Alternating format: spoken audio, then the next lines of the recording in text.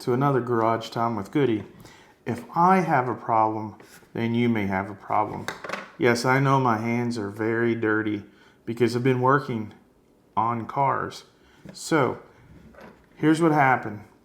I went out to change the brakes on my car, and I put a 17mm socket over the lug nut and everything looked okay. But I noticed that the lug nut had a little bit of play. So what happened, the impact pushed backwards and take this lug nut off. It got stuck. It got stuck, and I mean really stuck. And I had to use a punch to hit down in here to get this from being unstuck.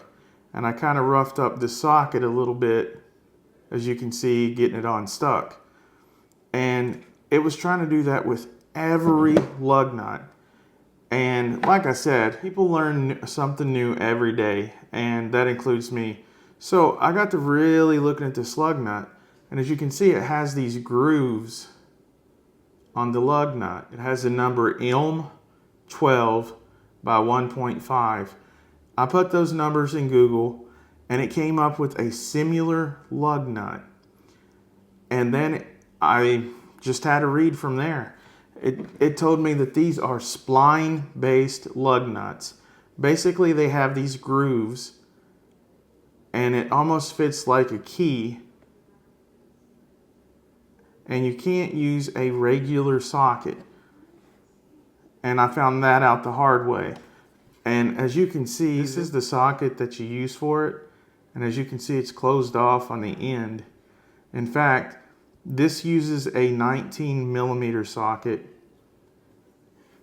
And as you can see, the keys that goes into the grooves, you can see them inside this socket. So what happens is, this goes over and fits flush. And there is no play whatsoever in that lug nut now. And it just comes off just like that. So you're going to have to get what they call the spline-based socket, and it will come off easily. With this video, I wanted you to know that spline sockets exist, and they can be a different variety, 6, 7-sided, even more than that. But if you get a socket that looks like that, you may just want to stop what you're doing and to see if you have a spline socket to take those off. Because if not, you could get your tools jammed up on these lug nuts and make you have a pretty bad day.